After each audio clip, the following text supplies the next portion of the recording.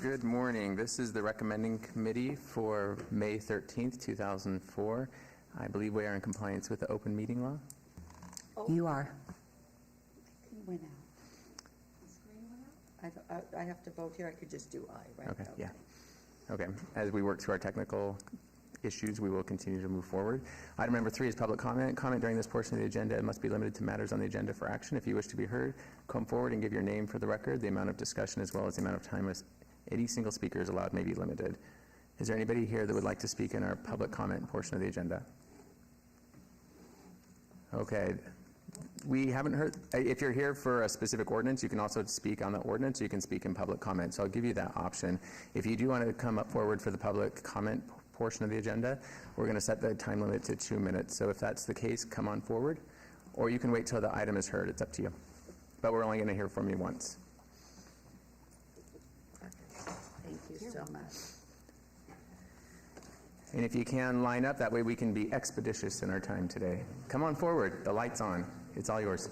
Please speak your name for the record. Thank you. Okay.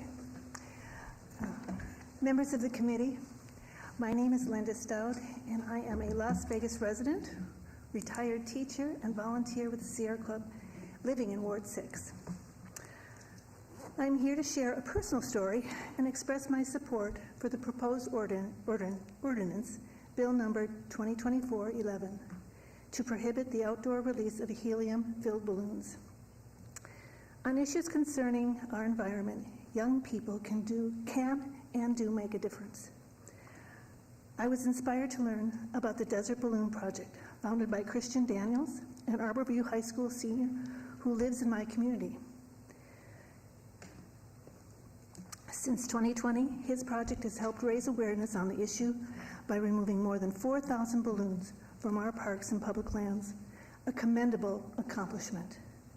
Like Christian, 6 years ago, my son Dylan was a senior at Arborview. He too advocated for stopping the release of helium-filled balloons. That spring, the student council was preparing for their senior sunset, an event that would honor graduates with a traditional balloon release. Dylan said, "Mom, it's basically littering." We talked about it, and he decided to write a letter to the student council advisor as well as the principal, asking that they refrain from this harmful practice. He wasn't confident that his letter would have an impact, but he did his homework, citing articles and showing graphic images to make his case. As an avid hiker and mountain biker, whose pet tortoise still lives in our backyard, Dylan took it personally. Mylar and latex balloons can be deadly to wildlife such as rabbits, birds, lizards, and desert tortoises like ours. There was no balloon release in 2018, and my son felt validated, optimistic that he had changed the hearts and minds about this popular but problematic tradition. But 1 year later, the balloon ritual returned. It felt like a defeat. Then COVID-19 hit, and there would be few large graduation gatherings, much less balloon releases, across the district. What happened from 2021 to 2024, I'm not sure, but I hope the Desert Balloon Project changed Arborview hearts for good. It's efforts like those of my son, and especially Christian Daniels, that have brought us to this point. Our kids have much to teach us. We need to listen. Thank you. Please support this. Thank you very much. Sorry for going over. You're good. Come on forward. If you can line up at the microphones, we'll keep you going. My name is Christian Daniels, and I started the Desert Balloon Project to remove balloons from our desert. I am here today to express strong support for the proposed ordinance bill number 2024-11, which amends Las Vegas Municipal Code Title 10 to add provisions to prohibit the outdoor release of helium-filled balloons. In the past 4 years, I have hiked all over the Vegas Valley because I found out that our endangered desert tortoises will mistake mylar balloons for wildflowers. Consuming the balloons will cause harm or death to this iconic species. I quickly realized I couldn't get them all by myself, so I started the Desert Balloon Project Facebook page. Thousands of people in the valley support the project, including hikers, cyclists, sportsmen, and off-roaders. To date, we have covered over 1,000 miles and picked up almost 4,000 balloons. Unfortunately, the balloons keep showing up. That is why I am here today to support Councilwoman Burns' balloon release ordinance. I would encourage you to look at my Facebook page, the Desert Balloon Project, to see the scale of the problem. I urge you to support Bill 2024-11 that will help keep our beautiful Nevada landscapes clean, our waterways unclogged, and our wildlife safe. Thank you. Thank you very much. Nice job. Please. Good morning.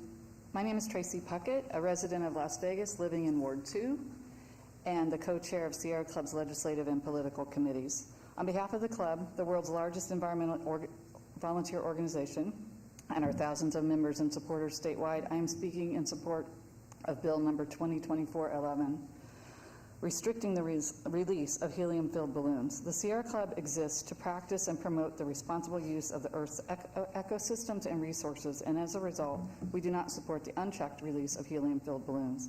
Releasing helium-filled balloons has been a method of celebration in our country for many years and has caused many unintended and harmful consequences to the environment.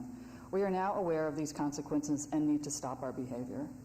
In 2022, the Indianapolis Motor Speedway, home of the biggest sporting event in the world, eliminated the balloon release at the start of the Indy 500, a tradition since 1947, citing environmental concerns. I have enjoyed the spectacle my entire life, having attended since I was a kid. I do not miss the balloon release. It was beautiful. Released helium latex balloons can raise as high as 5 miles and float great distances, landing in waterways, deserts, forests, national wildlife refuges, national parks, our yards and playgrounds, really anywhere. They are just plain litter and leave our city unsightly. They also pose high risk to the lives of our precious wildlife. City birds have been found hung by the neck, wing, or feet in tangled string and balloon fragments. These balloons wreak havoc on waterfowl, fish, and ocean creatures. Fish and turtles in Lake Mead and our streams and rivers can become trapped in the remnants of these balloons, and turtles can drown. Sea turtles and other ocean life are vulnerable to all the horrors described here. Research at the Saguaro Desert found that there were more balloons per acre than tortoises or rattlesnakes. The researchers estimated there were nearly 63 balloons per square kilometer in the Rincon Mountains, which can be extrapolated to approximately 16,987 balloons in the park. Our desert tortoises, already endangered from human activities, you already heard from him, so I'll skip that paragraph. There are many ways to celebrate without releasing plastic and latex balloons that cause such great harm to our ecosystem. Thank you. Our most exciting city can probably find better ways to celebrate. Thank you very much. Thank you for your time. Appreciate it.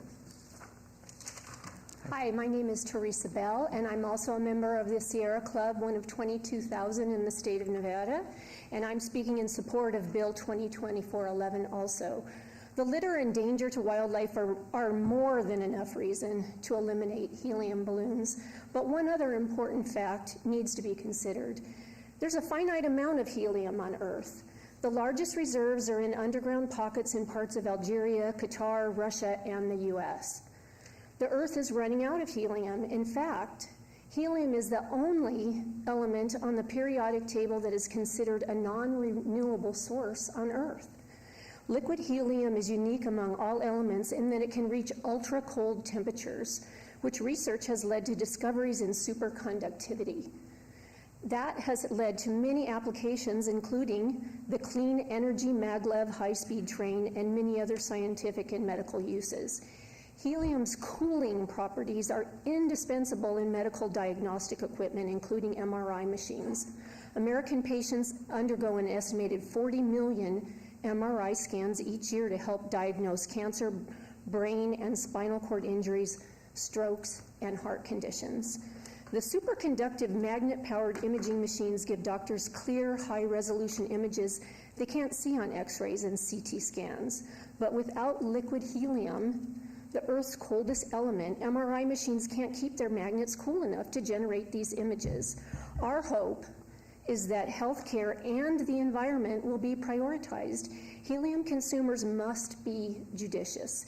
It's probably not good to use helium for party balloons anymore. Many of the problems we have on Mother Earth can be difficult to find solutions. This isn't one of them.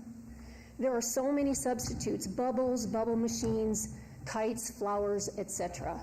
Las Vegas is the party capital of the world. Let's lead and show the world how we can be sustainable while we celebrate. Thank you. Thank you. Hi, my name is Sarah Mortimer. I'm the Executive Director and Staff Biologist for Tortoise Group. I am speaking on behalf of Tortoise Group and as a Las Vegas citizen. I am here to support the Ordinance 2024-11 banning the release of helium balloons.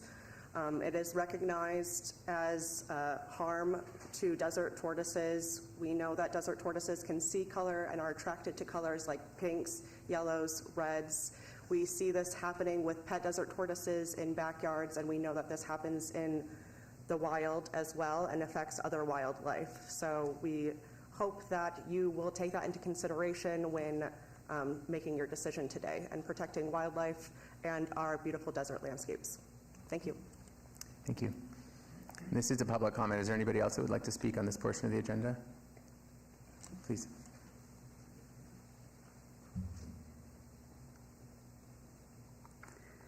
Hello, council members. Mauricia Baca, for the record. And I'm going to just read off my comment. I'm here to express my strong support for the proposed ordinance, Bill number 2024-11, which amends the Las Vegas Municipal Code. The release of balloons, although not intended to cause harmful consequences, does indeed cause harmful consequences, as is noted by the previous speaker. Essentially, you have a distribution of these balloons across the landscape. They are attractive to creatures that believe that they are food when they are not food. They also have strings attached to them, quite literally, which affect beaks, which affect legs. And then as they degrade, not only do they cause litter, but they actually wind up turning into microplastics, which we know microplastics has become an increasing issue. And so they're literally getting into our food, into our air. They're affecting both the desert creatures and our own health. Litter is something that we prohibit on a regular basis in most instances. So the prohibition of this type of unintended consequence through the release of balloons is something that I believe is extremely important for us to prohibit. In addition, I'm speaking on behalf of the Nature Conservancy. I'm the state director.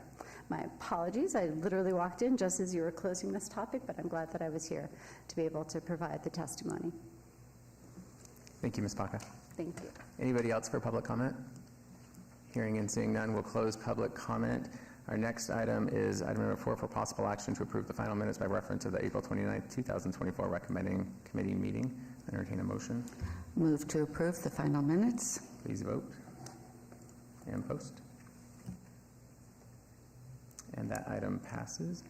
Item number 5 is bill number 2024-11 for possible action amends LAMC Title 10 to add provisions to generally prohibit the outdoor release of balloons inflated with a gas lighter than air. This is sponsored by Councilwoman Nancy Bruni. I will turn it over to Mr. Steve. Yeah, I'll lead this off. As you indicated, Councilwoman Bruni requested this bill. It generally prohibits the outdoor release of balloons inflated with a gas lighter than air. There are exceptions having to do with government use, hot air balloons that are recovered after launching, a balloon to which is affixed an object of sufficient weight to counter the lift capability of the balloon, or a balloon that is released and remains indoors. The councilwoman requested that it be a civil violation rather than criminal, and so the first offense would be a fine of $250, and for subsequent offenses within a 12-month period, $500. That is the extent of my presentation, but I understand that Councilwoman Bruni's office has a presentation as well.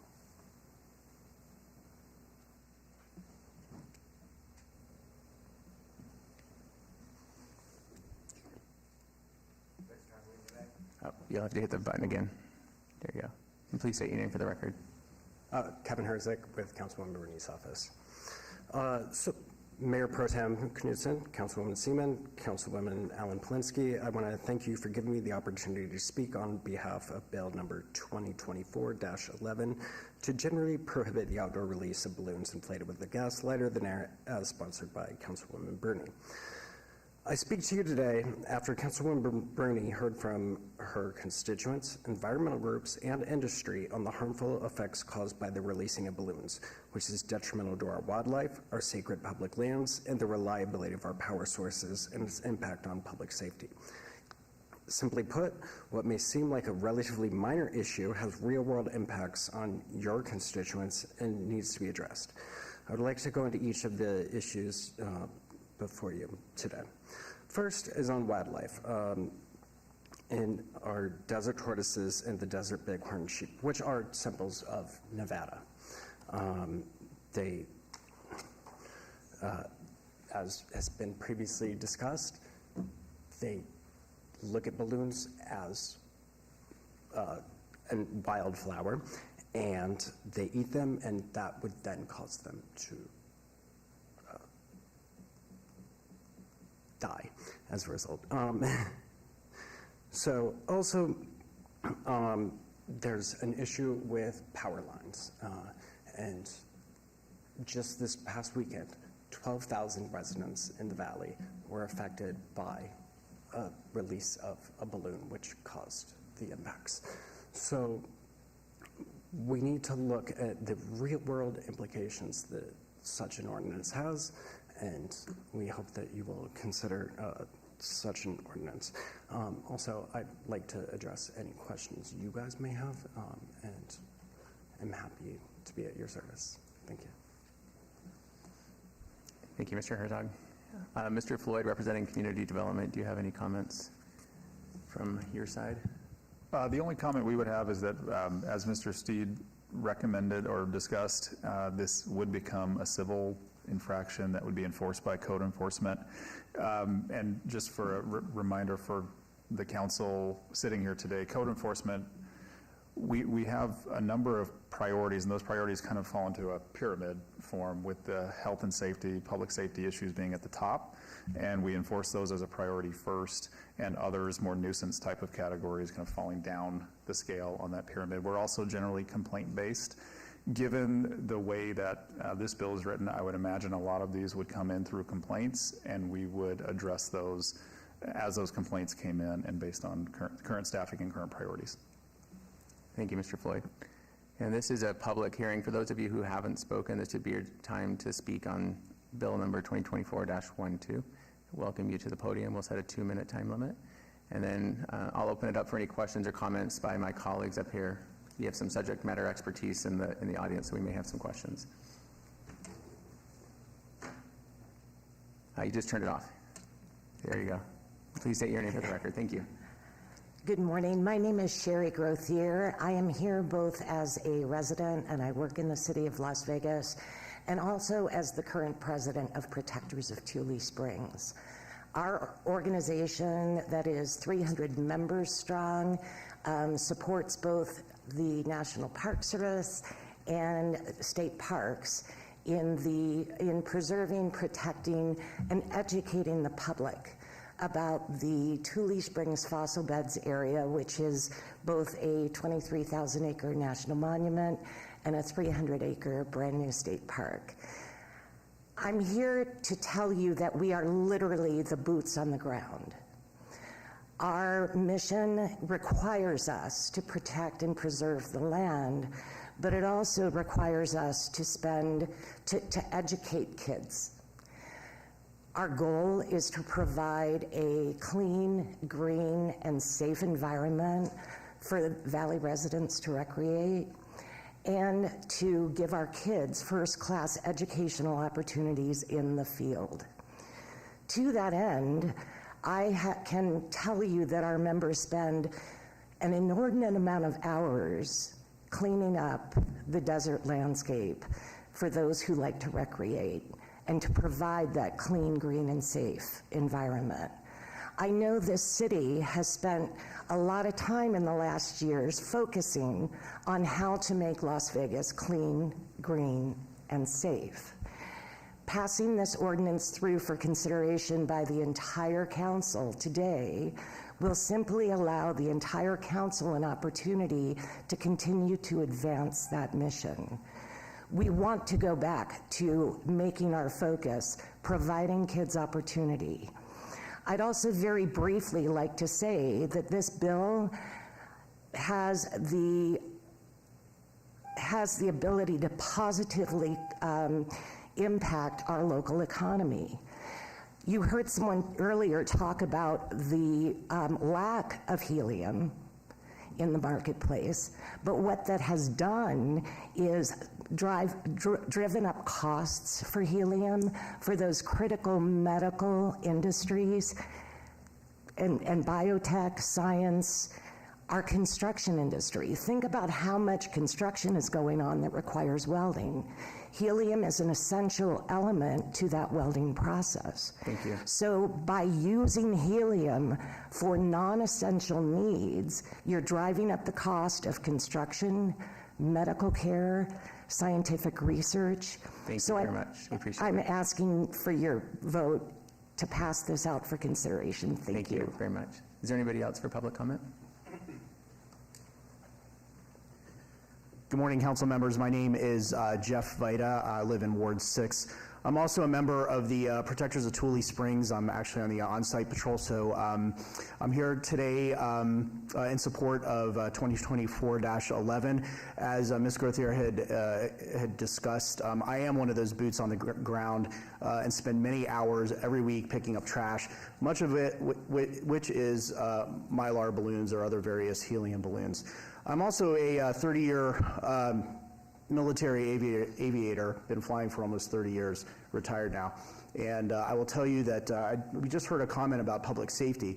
Well, flight safety is also public safety. And I will tell you that in a 30-year career, not only have I been involved with incursions with helium balloons, but I've seen others that had similar incursions, and it's not pretty.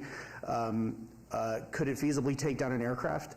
Yes, but even if it doesn't, at best case, these things get wrapped up in dynamic components such as main rotors and tail rotors in particular, which are a significant concern. And it's not like we don't have low-level air traffic here. We've got a lot, obviously, out of Nellis Air Force Base.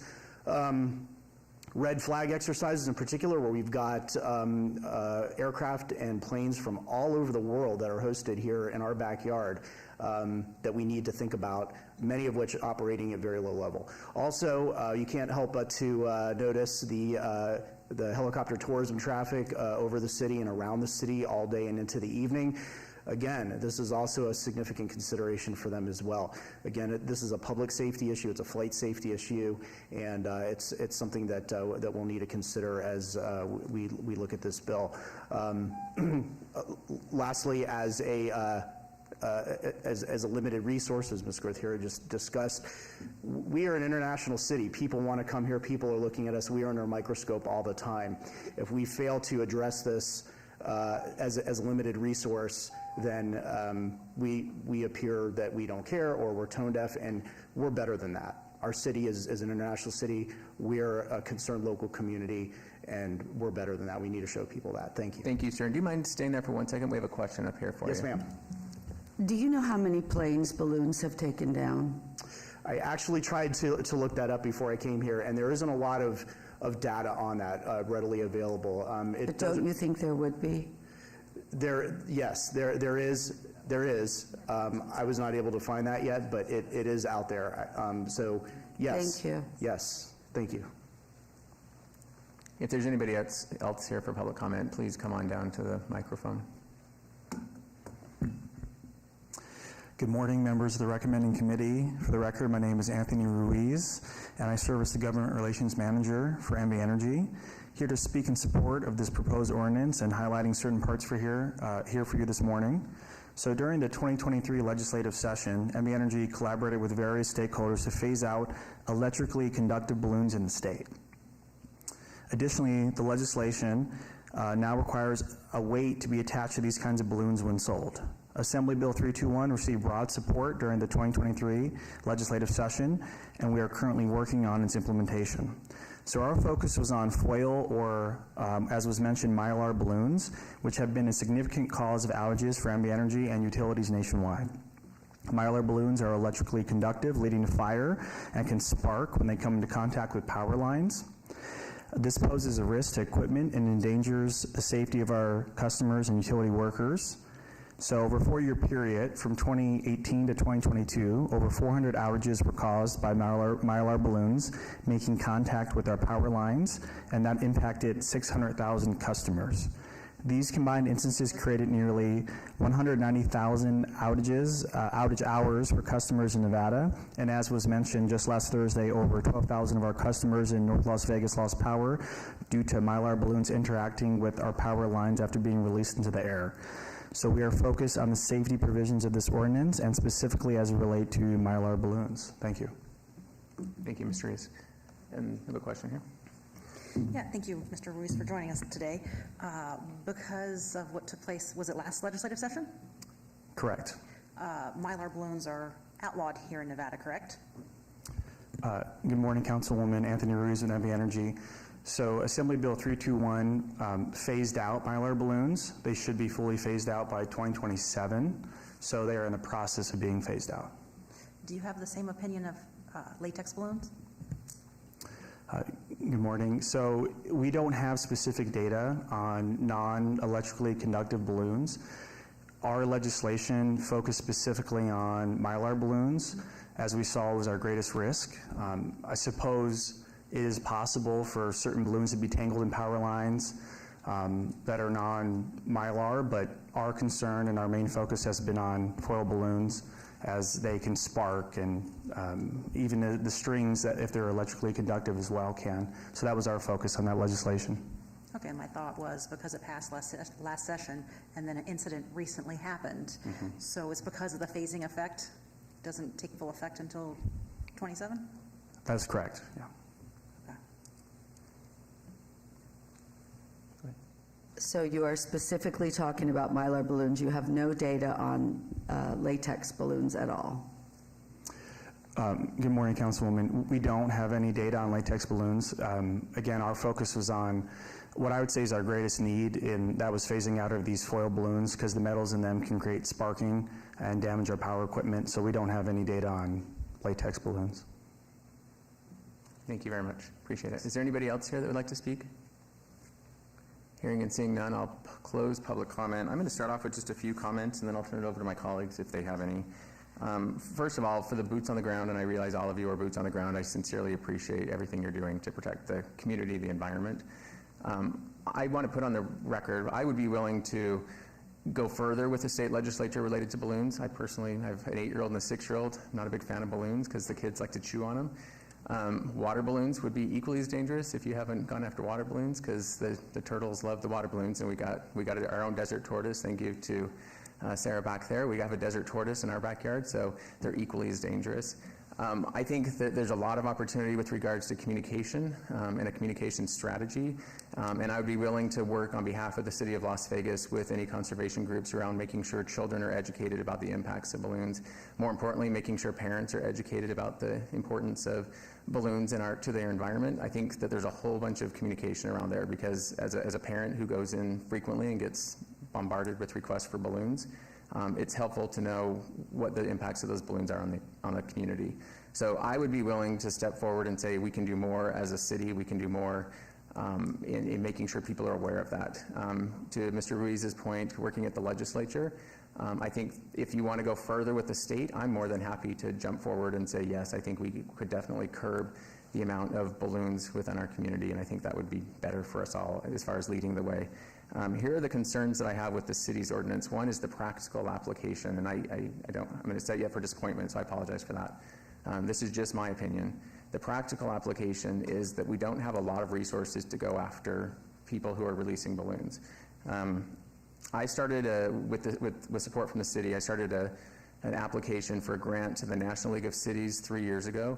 The intent of that grant was to limit the amount of fees and fines, because disproportionately cities around the country apply fees or fines to minority communities or people who are underserved or underprivileged. And that's my biggest fear, is when you go to a park, the people who are going to be going to a park for a celebration tend to be those communities, people who are underserved or potentially affected by poverty. And so I'm very concerned about the city imposing fees or fines on that population. without them even understanding why. And so the why is a big deal for me. If we can educate our business partners about not selling balloons or not using balloons, I think that has a much broader impact than for that end user, that 12-year-old or that 10-year-old who's celebrating something who doesn't realize is that they're breaking a law. And that's what this is. It's an all-embracing law for any balloon. And anybody anybody can be cited by code enforcement. The next issue that I come to is we have a very limited code enforcement team. In my ward, I call them out pretty much daily because the amount of code infractions we have in our community. So this goes anywhere from people who can't take care of their houses anymore to the amount of debris created by the unhoused population. And so on any given day, we have our operations and maintenance department that's literally cleaning out dump trucks of debris and tons and tons and tons of debris that I think has a far greater impact on our community. And we haven't been able to figure that out yet. So as a city, I would much rather have us focus in all of our energy on trying to figure out how we lessen the impacts on our environment by cleaning up the streets of Las Vegas right now. The third area that I wanted to get into is if we wanted to get into park rules, I think that's a very good place for the city to start. The city itself may be a violator of this proposed ordinance. We may be releasing balloons and I don't know about it. So if we're able to recreate the city's culture and image around a safer environment for our animals, for our energy lines, I think changing the culture of the city would be the first step and creating park rules that would prohibit that, and I'm totally fine with that as well. And this is also a cultural thing. So we talked about changing culture at the student level, and it lasts for a year, but then it kind of goes back to what we knew years before. So I think that's where I would start first, is that changing a culture. So we have a culture, a mindset of releasing balloons that I think you pointed out aptly, it's not appropriate, it's not safe for our environment or our animals anymore. So I would much rather jump into that. How can we change a culture within Las Vegas, within the valley? And I'm concerned that if we just do it within one jurisdiction, we have the entire valley that's still not consistent, and having those imaginary lines between city and county or North Las Vegas and Henderson creates really big issues for a cultural change. We have to kind of all be on the same page if you want to impose some kind of cultural change, which I think is what you're all advocating for. So putting all that on the record, I would love to work with any of you to make it a better Las Vegas. I really would, and I totally understand where you're coming from. I can't support a bill that would impose a fine or cite people in a park. I can't do that, and I can't have our staff citing people when I know there's lots and lots and lots of other things that we have to worry about right now that we're not quite doing a great job at. And to Mr. Ruiz's point, a law that's in place that's phasing out Mylar balloons over the next couple of years, fully supportive of that. And if we can be impactful in that, then that creates a pace for us to go into the next level. But I'd like to see how that works out first, if we're able to change how businesses react. Because at the heart of it, the businesses who create the balloons are going to be the starting off point. We're kind of attacking the end point with this ordinance. I'd rather start off at the starting point. So I'm going to put all that out there, willing to work with all of you, but I cannot support this bill. If I make a motion, it's going to be to deny this, but I'll turn it over to my colleagues in case they want to say anything else.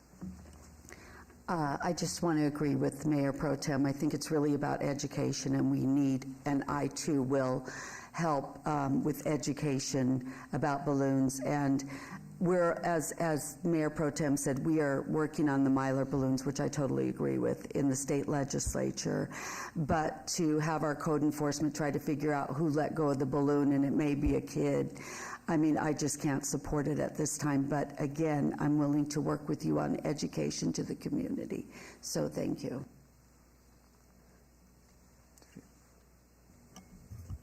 Thank you, Mr. Mayor Pro Tem. I feel very similar, although I do think the end goal is appropriate. We all should be working towards a cleaner Nevada, a cleaner desert, et cetera, et cetera. I understand that parents will likely be cited if a balloon is released intentionally by some unforeseen circumstances. In addition to that, I have one event that takes place in Ward 4 to memorialize the death of police officers in 9/11, where a balloon release has taken place in years past. And I went to the bill sponsor and I asked, hey, I have no problem with the policy overall. I would like to see this one event exempt while those gentlemen are still alive. And she was uninterested in that exemption, so I will be a no. But the bill could be amended to a point where I am comfortable, but right now it's not. So with that being said, and again, I will make myself public. I know multiple people out here probably know how to get a hold of me. I'm very responsive, happy to work with you on the end goal. And Mr. Ruiz, I'd be happy to work with NV Energy on any proposed legislation going forward, especially if it impacts the environment. I think that's of keen interest. On this particular bill for 2024-11, I'm going to move to deny.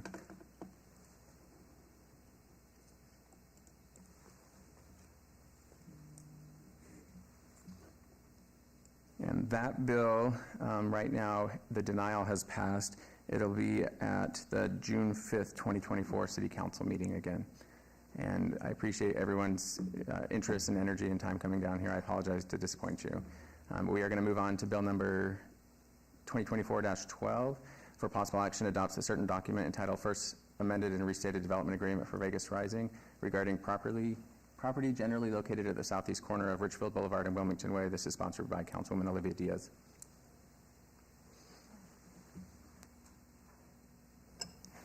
Thank you, Mayor Pro Tem. Peter Lowenstein for the record. So back in December of 2022, the original Vegas Rising Development Agreement was approved by the City Council, and subsequent to that, an ordinance was adopted in 2023.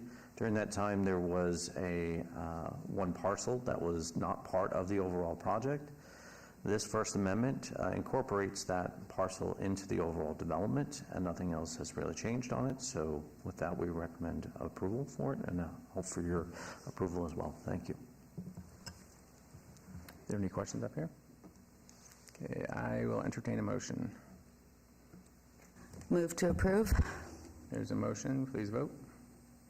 And please post. And bill number 2024-12 passes and will be heard at the June 5th, 2024 City Council meeting.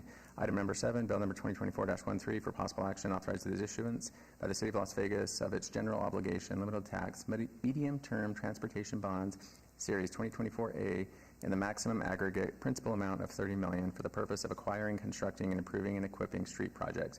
This is proposed by Susan Heltzley, our Director of Finance. Mr. Ford, you better get your math facts up.